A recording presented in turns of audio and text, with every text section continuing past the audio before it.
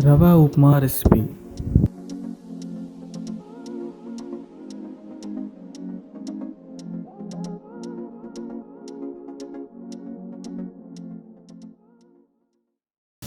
நேயர்களுக்கு வணக்கம். இப்பொழுது ரவை உப்புமா எப்படி செய்கிறதுன்னு நம்ம பார்க்கலாம்.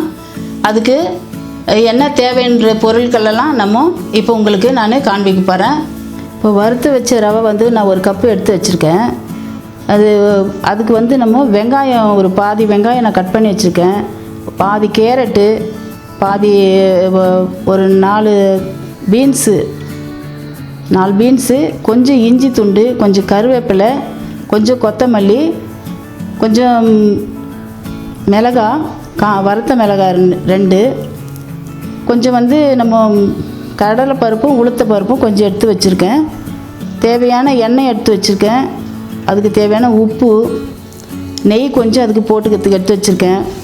தண்ணி எந்த அளவு நம்ம இந்த ரவையை நம்ம எடுத்துக்கிறோமோ அந்த அளவுக்கு 2 கப்பு நம்ம எடுத்து வச்சுருக்கேன்.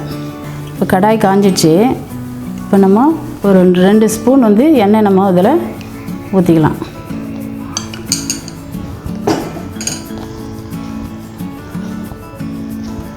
எண்ணெய் காஞ்ச உடனே கடுகு கொஞ்சம் நம்ம அதில் போட்டுக்கலாம்.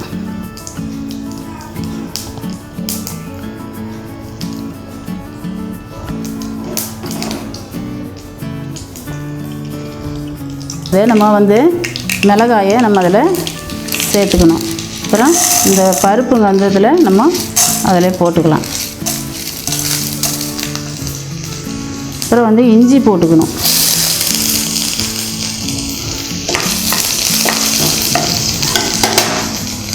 அதுக்கப்புறம் வெங்காயம் போட்டுக்கணும்.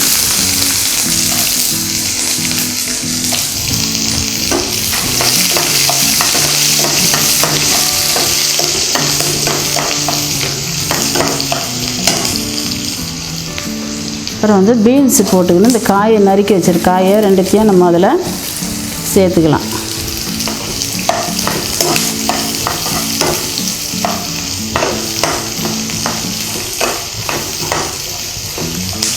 நல்லா அது வதங்கணும்.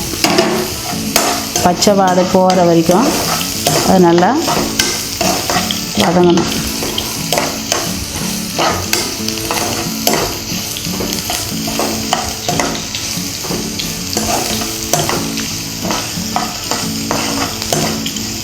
நம்ம சாதாரணமாக ரவை உப்புமா வெறும் இந்த பருப்பு போட்டு நம்ம மிளகாய் கிள்ளி போட்டு அதை தாளித்து நம்ம கிண்டுவோம். இது நம்ம வெஜிடேரியன் போட்டு நம்ம காய்கறிகளை போட்டு நம்ம செஞ்சால் இது நல்லா சுவையாக இருக்கும், டேஸ்ட்டாக இருக்கும், பார்க்கறதுக்கு கலர்ஃபுல்லாகவும் இருக்கும். இது விரும்பி சாப்பிட்லாம். சில பேர் வீட்டில் உப்புமானா சில பேருக்கு பிடிக்காது, பிள்ளைங்களுக்கு பிடிக்காது, வீட்டில் கூட பெரியவங்களுக்கு கூட பிடிக்காது. இந்த மாதிரி செஞ்சு கொடுத்தா அது நல்லா சாப்பிடுவாங்க.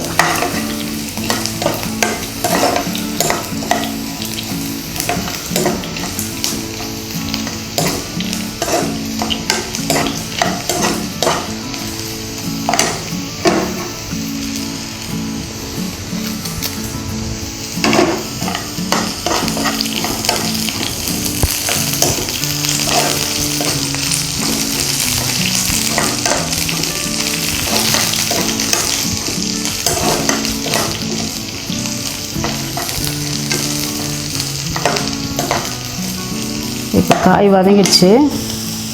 இப்போ நம்ம தண்ணி ஆட் பண்ணி போகிறோம். நம்ம அளந்து வச்சுருக்கிற தண்ணியை இதில் ஊற்றிக்கலாம்.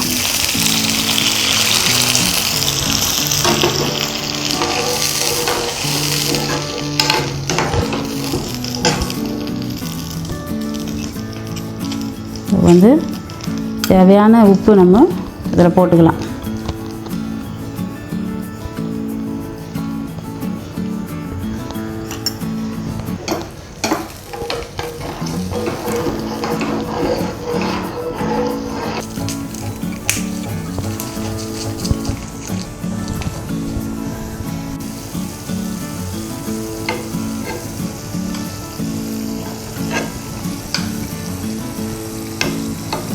இப்போ நல்லா கொதிச்சிச்சு.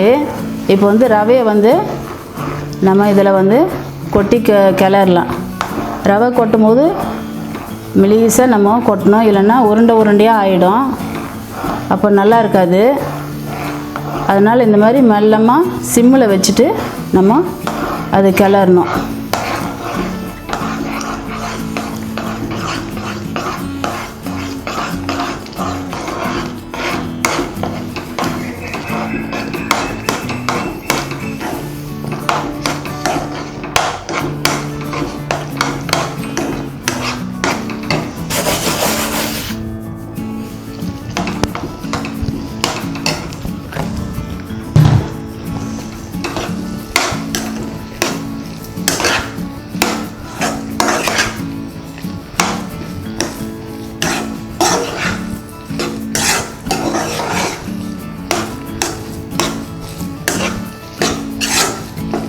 கிளறும் போது நம்ம கொஞ்சம் நெய் அதில் போட்டுக்கலாம். ஒரு ஸ்பூன் நெய் வந்து அதில் ஊற்றிக்கணுமானா நல்ல வாசனையாக இருக்கும்.